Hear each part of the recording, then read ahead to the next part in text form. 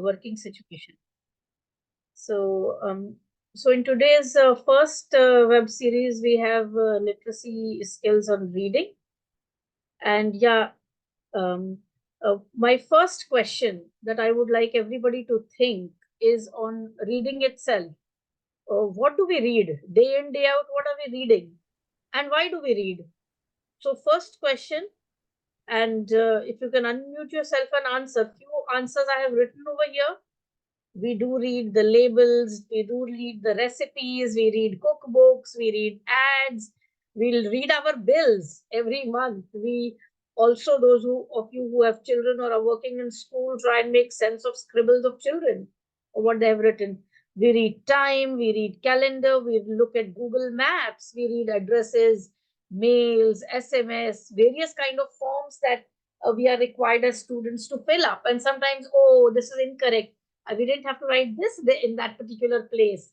Why does that happen? So we are reading all the time. We have to read, whether we are a good reader, bad reader, whether we like reading. As simple as your examination booklets, for those who are going through their examination, you have that front page that you have to read carefully, and where you have to write the subject, where you have to write the program. All of that keeps changing. And students, because of nervousness, also they get carried away and make errors, and I have seen over years now. But you are expected to read, right? Besides this, what else do you read every day? Any new answer, anything that anybody wants to contribute to? What do you read? Do you read anything different? Newspapers do you read? I thought somebody will answer. Do you read books? Articles. Articles, yes. You read articles, you read books, you read your course notes, you read your friends' notes. So, well, we are all the time engaged in reading. We cannot do without reading as a skill, whether we like it or we don't. Therefore, it's one of the important literacy skills. And why do we read? One, we have to get information all the time. If we don't have the information, we will be left behind. If there is an information about, let's say your upcoming election, your change of booth, any information that's there, you don't want people to inform you all the time. You also want to have that information, and having information is important. Two, of course, you read for pleasure. You enjoy reading something, you like reading quotes or anything else that you may enjoy, and you read. Now, what is reading? Can you try reading what is written on the screen? Yes, Jyoti, Urmila, can anybody read? Rashmi, what is this written on the screen? What do you see on your screen? N-N-O. Okay, L-N-O. N-N. N-N-O. So is it no? Yes, no. But does it really look like a no? No. So you're saying no, but you're saying it doesn't look like a no. Can anyone else give any other interpretation? Or everyone feels it's no only? Yeah, in the chat box also I can see the response is no. Any other response? So I kind of think that everybody is agreeable with no. But actually this is not no. They are two arbitrary symbols. And in order to say that this is no, N-O, what have you used? What are you thinking in your mind when you're saying it's no? What are you thinking? Wink, smile. Rashmi saying, yeah, there's like a smiley face over here. Okay, so one eye is closed. That's a very nice, beautiful way of, talking about it, I think. But yeah, wink, smile, it can be. Well, I don't know. I'm asking you what you think about it. So no, a wink, smile. What else? Anything else?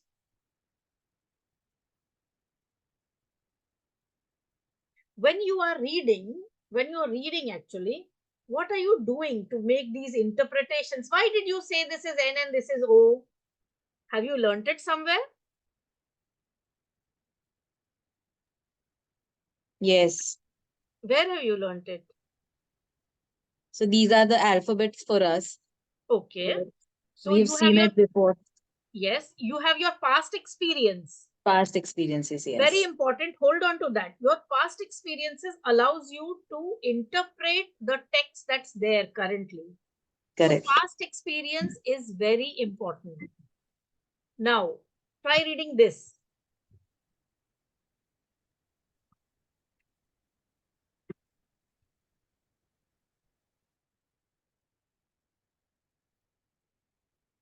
Yes, try reading this. Come on. Nach, nach, kuch, Yeah, that's right. You're doing a good job. kuch. Good. Kab, Huh? kab, quag, berg. Huh. Difficult, ma'am, what it is. Difficult it is. Why is it difficult? These are letters A, B, C, D, no? You have past Yeah. experience with it. You have seen these letters, but why is it difficult? The Yes, combination of the letters is difficult to combine and to form a word. it is difficult to combine. And why is it difficult? Because you don't know the sounds? It Have because it sound. doesn't have any meaning to it. Yes. You are not able to attach a meaning to it. Though Yes. these are words, though these are combination of letters that you are exposed, but it's not meaningful to you. Whereas N-O, no, had some sense and it had some meaning over there, though it was accompanied by some extraneous things.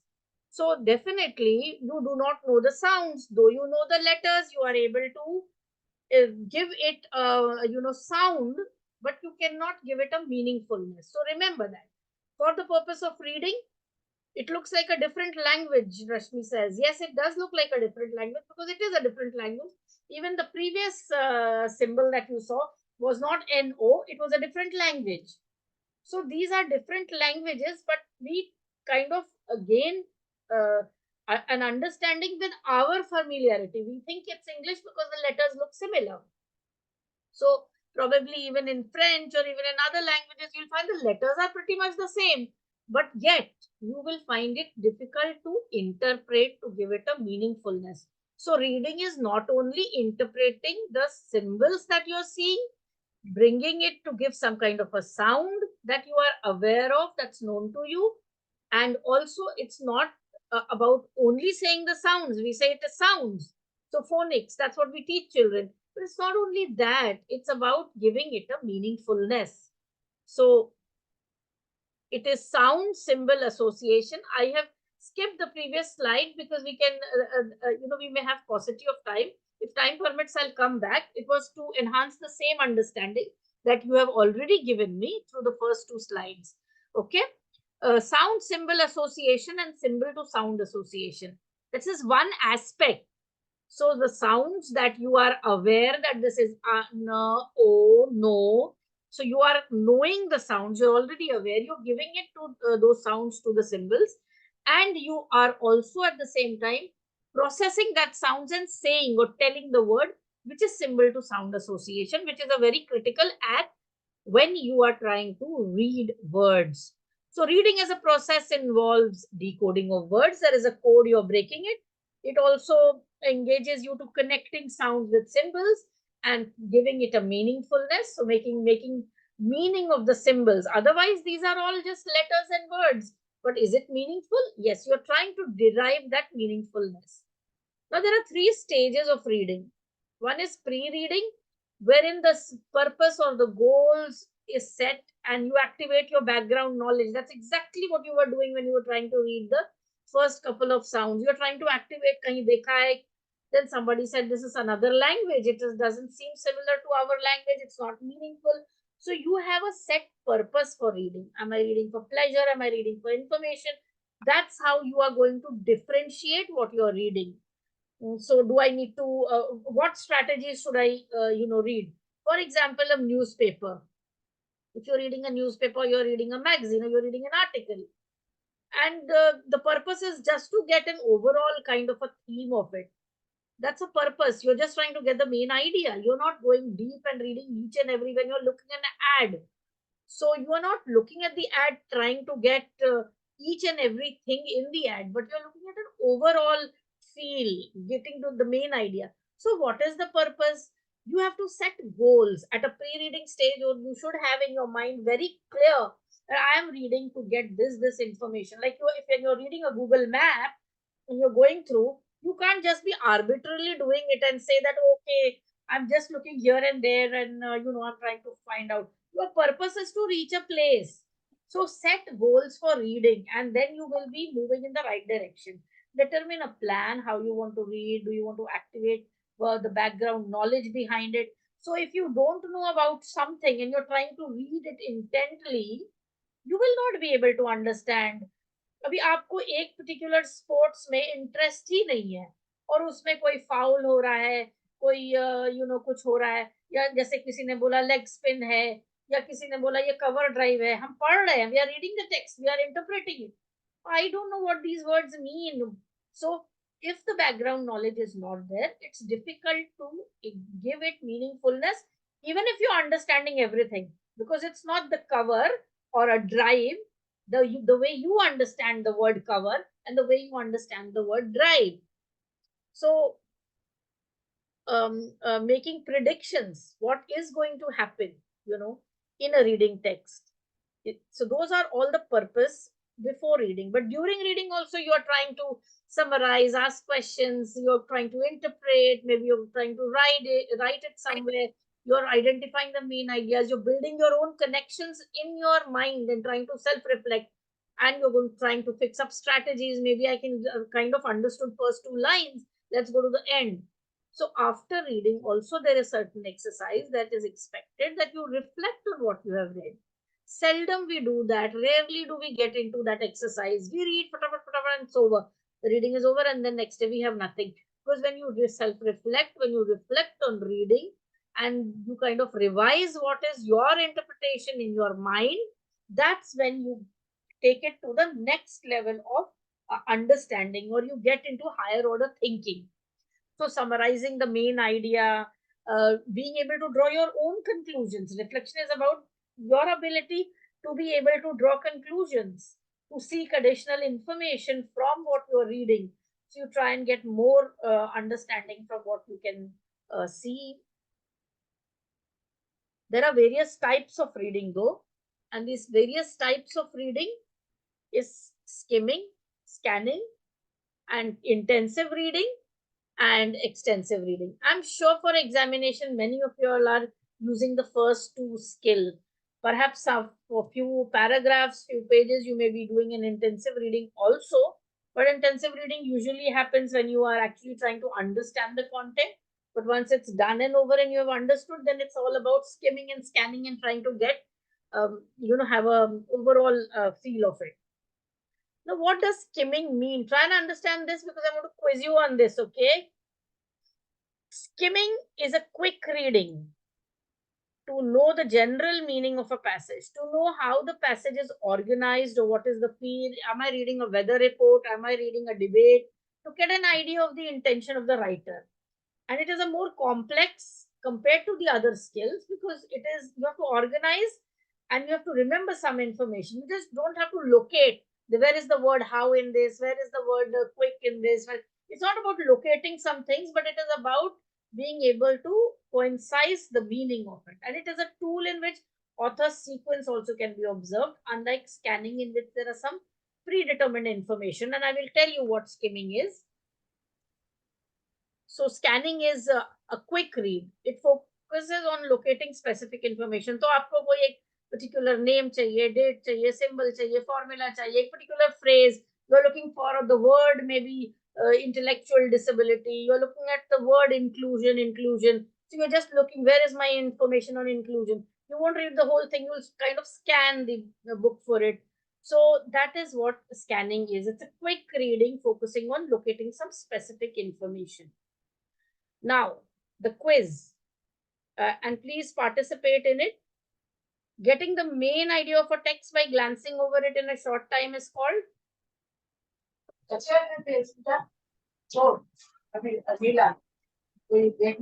Hema. Do you want to say the answer? Yeah? Skimming. Get the main idea is skimming. Are you confused? Yes, skimming. Skimming is a quick read that arouse. Sorry, yes, ma'am. Yes, I'm skimming. I think I lost the mic. Skimming, yes. Yes, okay. So people scan a text when they want to find what kind of information? A very general information or a specific information? Specific. Specific. That's when you scan because you're looking at particular word, particular Specific place, words. particular name, particular event. And Yes. people who find it helpful to use their reading or their knowledge to guide their eyes would probably not find it easy when scanning text on the computer. Because scanning is just about getting it. When you're using your own reading skills and reading letter by letter and word by word, that's when you find it difficult. So I've answered the third one for you. Now I want you to get on to this next two. People are not scanning a text effectively when they, number one, look for content words or visuals, when they read every word in the text, when they know what they're looking for, when they read blocks of words. They are not scanning. Then what are they doing? Reading every word. Yes, absolutely. Which of the following does not involve skimming? Reading the initial sentence in each paragraph, looking quickly for words you're not familiar with, looking at photographs in an article, reading the first and the last paragraph in the newspaper article. Photographs in the article. Looking for words you're not familiar with. Yes, not familiar words. You are looking at very unique words and you're getting into it and you're trying to get the meaningfulness out of it. You're wasting time. Doesn't matter. Even if you don't know, you have to skim through the matter and move ahead. Did you get it? You've got to move on. That the skimming and scanning is quick way of getting information, maybe particular or maybe a generalized or a main idea.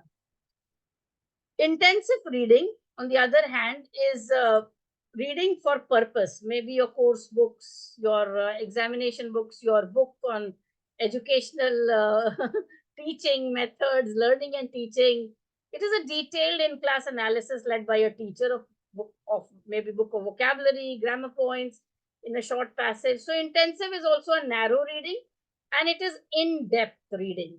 That's all you need to know. But extensive reading is reading for pleasure, wherein you read some quotes, you read storybooks that you like, you may read Mills and Boons, or you may have read it in your young age, you may read Hardy Boys, you may read, I don't know whether these days people read the same books and magazines, novels, and so I don't know, cookbooks, Tarla Dalal, those are all extensive. It's, to achieve general understanding of a text, and it's very pleasure-based and need-based, and it occurs when students need large amount of interest material. And it may also, get children to enjoy the reading and the text and the poems, poetries. It also builds confidence. It builds knowledge as well. So reading novels, short stories, magazines come under the umbrella of dash reading. Can anyone answer? Extensive reading. Reading novels is an extensive reading. The reading done in classroom is? Intensive reading. Yes. Intensive. The reading done at home is? Extensive. I don't know.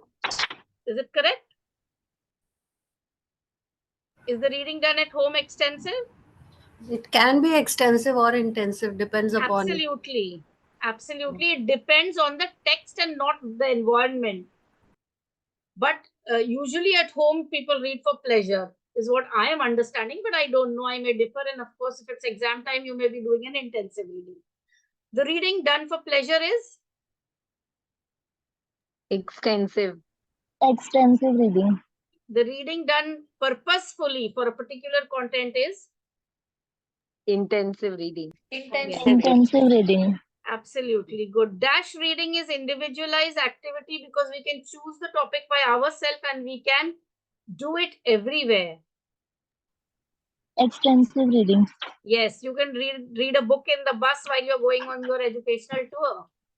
Dash reading text more difficult. Dash reading text is more difficult than dash reading text because it is academic activity. Which reading text is more difficult? Intensive reading text is more difficult than the Yes, Intensive intensive and then reading. extensive. Now you get the intensive. difference between the two. Reading journal, thesis is an example Yeah. of what? Reading thesis, journal, Hema? Intensive. Yes, Intensive. it is intensive. Intensive. Besides that, comic novel is an example of Extensive. Extensive. Reading. Extensive. good. Very good. Excellent. 10 on 10. So the types of readers. It's very important to know what kind of reader is there in front of you when you are making any kind of a program plan, or even for you to know whether the reading, how are you as a reader. So there are emergent readers who are just beginning to read, and there are progressive readers who read a little more. Emergent readers are just the beginners, and you can look at pre-primary level reading, and as they go up the grades into progressing, they kind of get into words, understanding of words, and looking more and more. The transitional readers will move a little beyond. They will go into comprehension, and they may get they're more close to getting into fluency and reading between the lines also. So that's the difference between these four levels, and they progress like that. They are progressive in nature. After being emergent, a person reaches to progressing, then to transitional, and then to fluent, being a fluent reader. Now, these are some of the characteristics of um, uh, emergent readers. Now, emergent readers who are just beginning to learn, they kind of get the sense of directionality. When you're saying something, they're able to kind of understand the voice and the print match. So when you say show me cat, they're able to show some words here and there. They can maybe kind of, with a formation of words, they may be able to understand or tell you. They may be able to locate on this thing. They may be able to use pictures as clues. They may be able to recognize difference between a letter and a word, that a letter is only single, and using of oral language to develop connection between the language and the print. And some letter sounds may be proper. So you may find emergent readers. So let's say pre-primary to first grade, you will find these kind of learners. But once it's in progressing, when the learners start getting into, they start getting to have good control over reading strategies. So they are able to strategize, they are able to use, activate their background knowledge. So if they are seeing a picture of a cat on the mat, they are able to read those words using strategies. They do rely on pictures, but very less, because they are kind of getting information and they are getting used to. So, and they are kind of moving into it. So they have read with pictures, but now they are able to rely less on pictures, and they are able to use more from print information.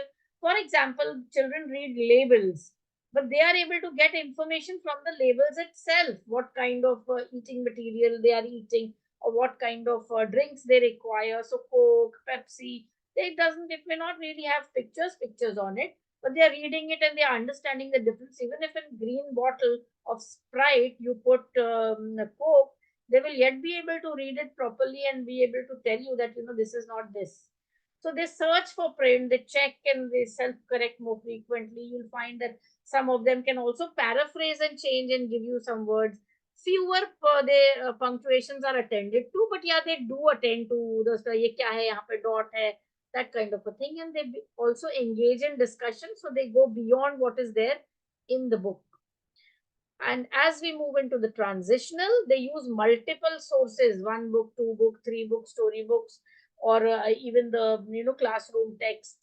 They recognize the importance of monitoring reading using familiar parts of the word beginning, and they kind of this is when they are transiting into secondary, higher secondary.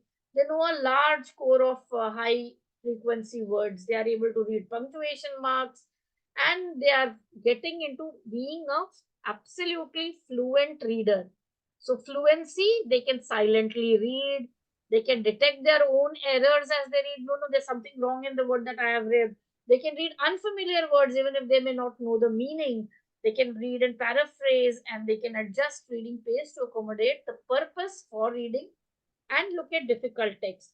If the purpose is to read a lot of text in a less amount of time, like you have an examination, situation, you're able to accommodate, you're trying to kind of work around it and how you have to do and which method are you going to use. The methods that I told you, are you going to skim, scan, are you going to be an intensive reading? So you do all of it when you're reading. Sometimes you're intently into it, and sometimes you want to just kind of skim and scan. So some sections you go intensely, or some sections you reread. So that's being a fluent reader. Now, how do you make yourself an active reader? How do you, as a person, how do you get students to be an active reader? There are certain simple, very simple, basic principles. Skimming ahead and jumping back. So you skim, you get the main idea, and you move ahead, and you jump back. You keep going back and forth. You're marking up the text. How do you mark up the text? You make markings, you put a highlighter there, you put a some kind of marking, so that you know that yes, this particular point is important. You can draw a line, you can underline, you can highlight, you can use looking at the keywords or the key ideas that you want to really self reflect on later on, because when you want to again go into it, again going through the whole book may not be possible, but you have highlighted those and you have underlined key ideas. Circling unfamiliar words where you have read it, but you want to know more about it, or you want to reread it and find other sources to clarify your dimension of understanding. You can go ahead with that. And making marginal notes. So sometimes at the side, when there is space, or you can use your own, copies where you can write down questions, agreements, disagreements. You underline it, whether you agree, whether you don't. You build connections. You also kind of evaluate whether the text is leading me to the right kind of information. And that's very important, because we read a lot of things, but what source, so what information, what source, what is it right, is it wrong? So all of this will help you to become an active reader, because otherwise you're just giving sound symbol association, you're just making sounds of those words. But when you start self reflecting, then you start making notes, you kind of put down the agreement, disagreement. So when you lie down on a bed and you open a book, that's typically a pleasure reading. You don't do intensive reading like that. But when you want to be actively engaged in the process and question and ask, because a text is never going, there's nothing, nobody going to pop out from the text and ask you a question, right? So you have to give support yourself. Am I understanding?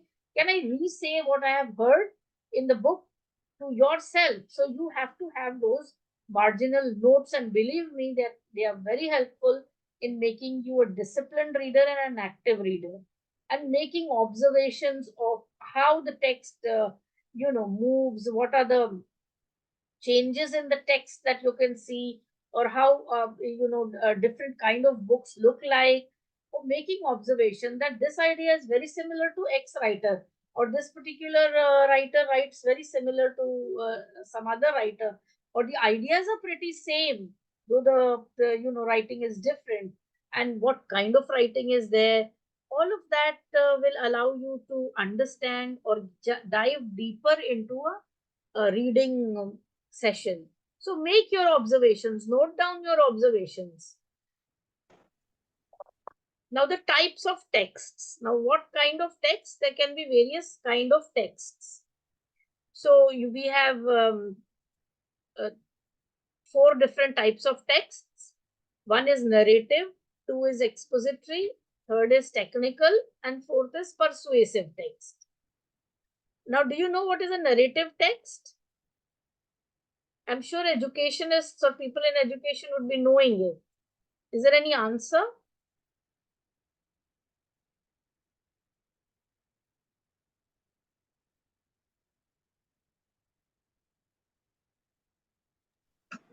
No response? Story. Stories, absolutely, Swati. Narrative texts are stories that you see when you read a story or a sequence of events, or so we are not talking about fiction or non-fiction, but stories are typically narrative. What is an expository text?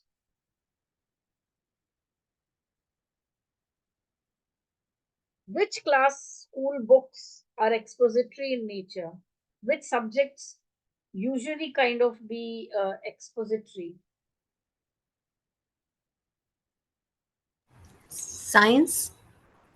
Yeah, absolutely. So science books, even geography books to a large extent, sometimes history also, if there are no sequence of events, you will find it's information. It's more information about certain parts of um, body maybe, or a mechanism. So it's basically information. There's no story behind it.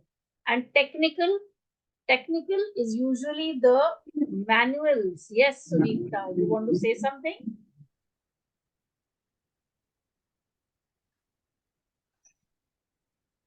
Okay, so technical is basically the technical book's handbook or a manual.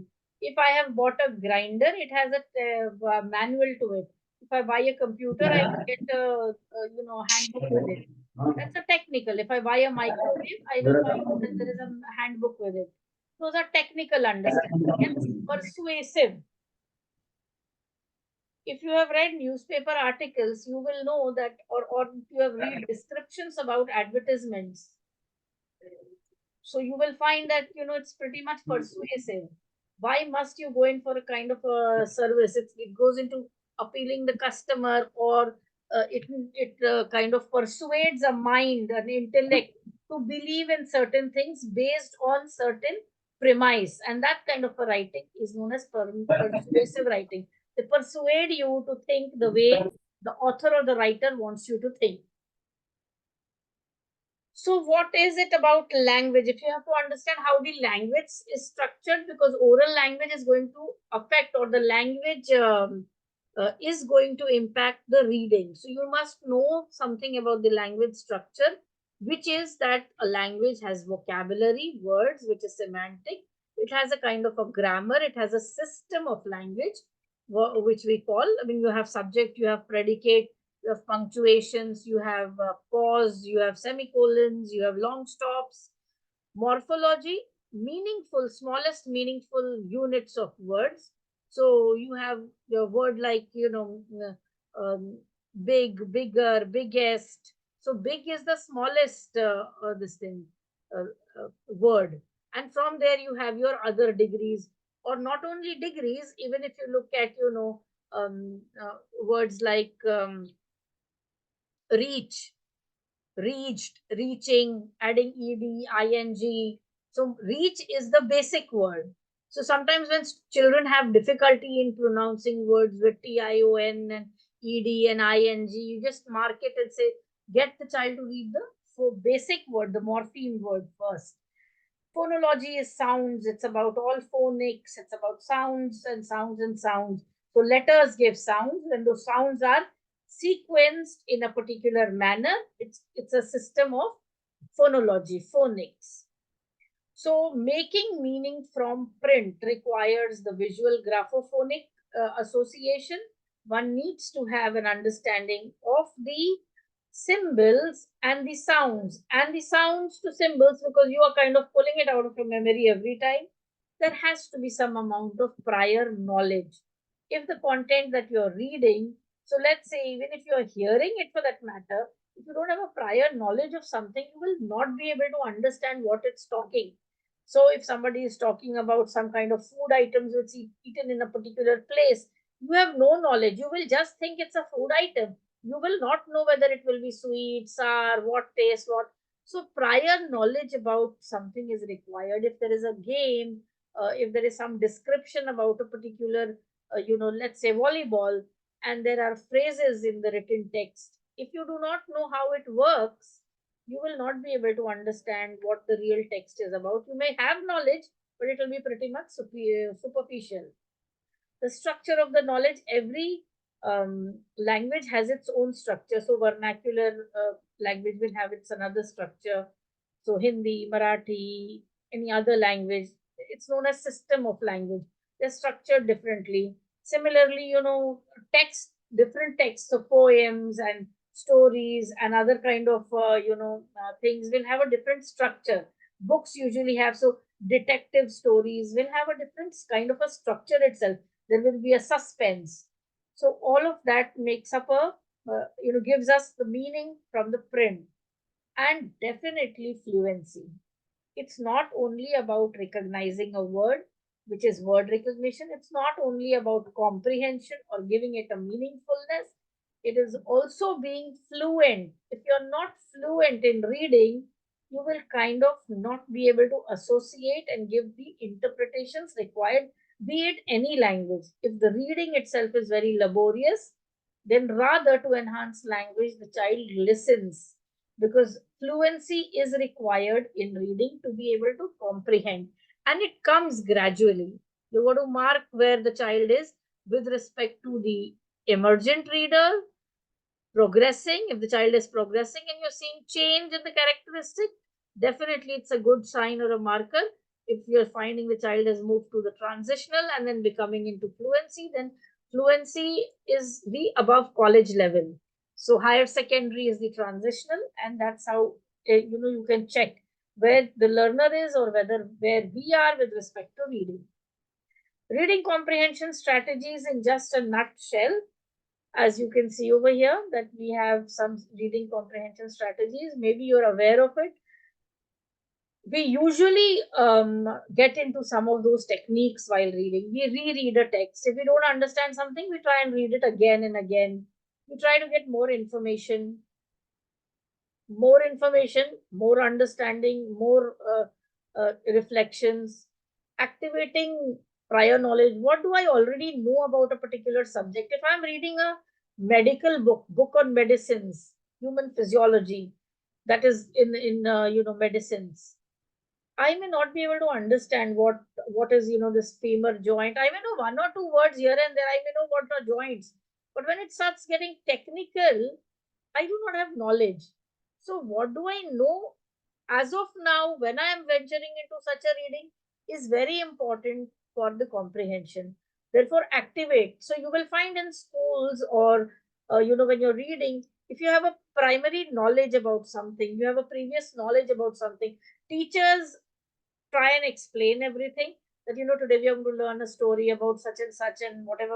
They give the background. They come on, let's start reading now. So when you get that background, it activates your background knowledge. You have a prior mental set into that knowledge. What do I already know about this particular chapter or this particular thing? And then you move on, and using context clues, some words are there, some vocabulary is there, some picture is there that is giving you clues into what the information can be about. Inferring meaning, reading between the lines, being able to make sense of the text, though directly things are not there, there may be some indirect indications. Think aloud, talk through it. Am I understanding? So when I said question, write, reflect, you think aloud, you self-reflect. Am I getting into the right understanding? Otherwise, it's very boring and sleepy to read just like that. Summarize the story, character, setting, problem, solution. This allows a learner to comprehend, and it's a very good strategy to help comprehend the passage. Locating of keywords, being able to make predictions. What do you think how the story will end? Can you share it with your friend? Does your friend think differently about it? Using word attack strategies, because until and unless the child is able to recognize words, what is the prefix, read, suffix? So you can see in rereading word has been broken down beautifully into three parts, which is the word attack skill. And if you look at the ability to visualize, so there is a story and you are actually getting goose pimples, because you're feeling that okay, you're in that situation and it's actually happening to you. Sometimes an autobiography or something gets you that real feeling. So because you are able to visualize, you dive deep into it, you're able to use graphic organizers, and that allows you to remember that there are three parts of the information, or there's four, or whatever the structure may be of that reading text. Evaluating the understanding. What did I learn? You have read and then you have moved on until you sit down and think, what did I actually learn from this particular text? Unless you do that deliberation and self reflection, it will be difficult for you to know what you're reading.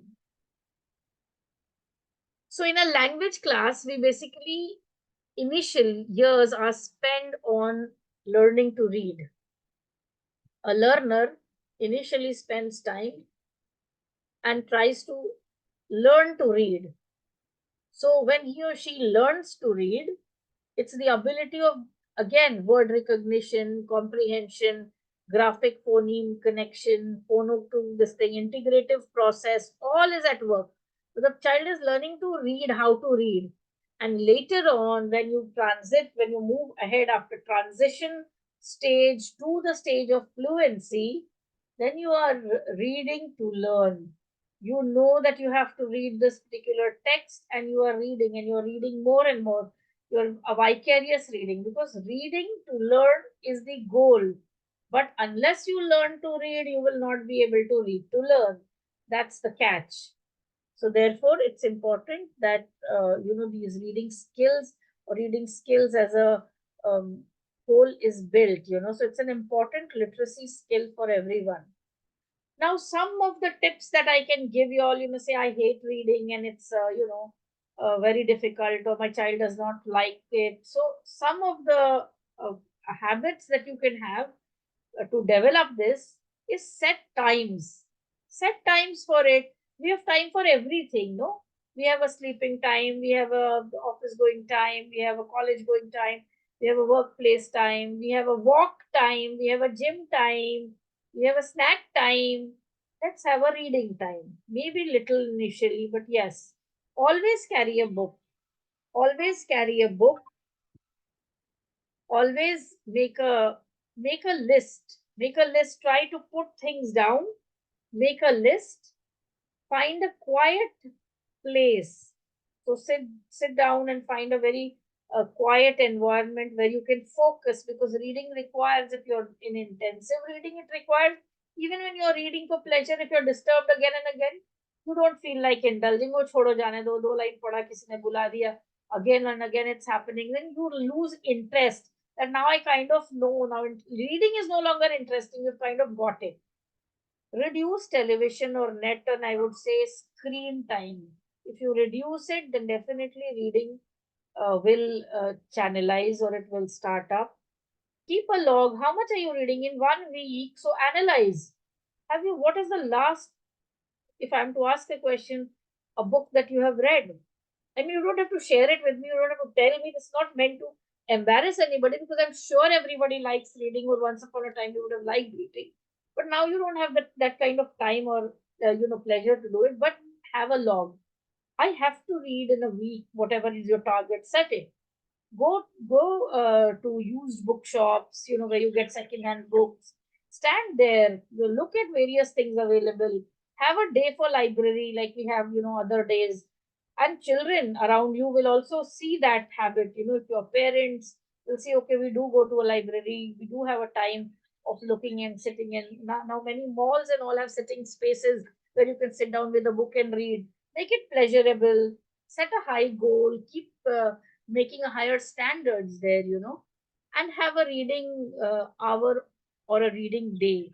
Because if you don't have this in your schedule at all, then of course you can say, you can figure out that, your reading is going to be tough then. And we all do struggle with this, but it's an important literacy skill, so we have to cultivate that habit.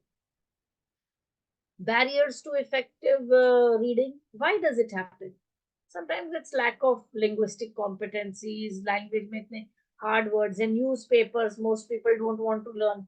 I mean, newspaper पूरा सुन सकते हैं ना, YouTube पे videos है, news आ जाता है, हो गया. But reading yourself and debating over text and understanding how different editors differ, how different papers kind of, Manjari, mute yourself. Unless you have something more, so lack of grammatical and linguistic competence is sometimes a big barrier. So by and by, if you're reading, then you will develop that.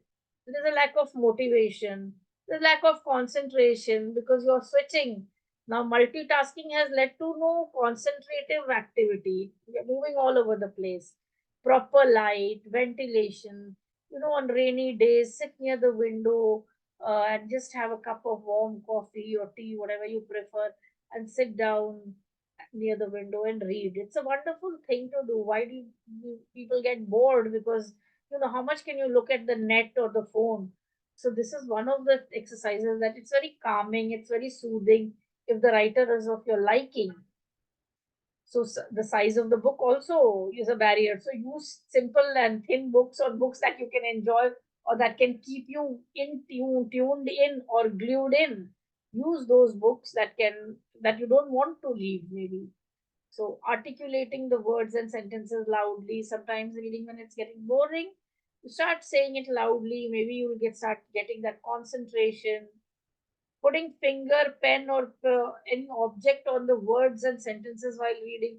This whole exercise, makes it actually boring, and it becomes very, very academic, very intensive.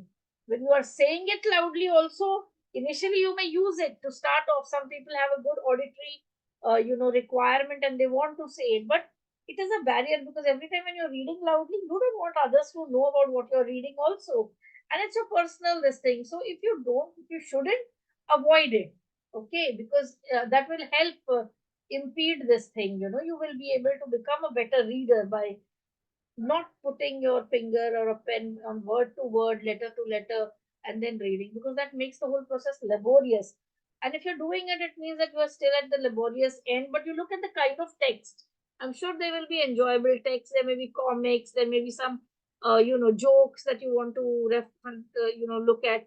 But try and move to intensive reading and create a log of the kind of things that you're reading, because reading is dreaming with eyes open, wide open. So you have your open eyes, but you're dreaming because it allows you to let go of yourself. Your creativity gets empowered, and you kind of get into another world completely if you are completely engaged in it. And I'm sure, I trust everyone for this, that all of you all are readers here. Whoever is present here, everyone is a reader. Some just haven't found their favorite book yet. So go ahead and find your favorite book. It's time now for finding your book and empowering yourselves with this little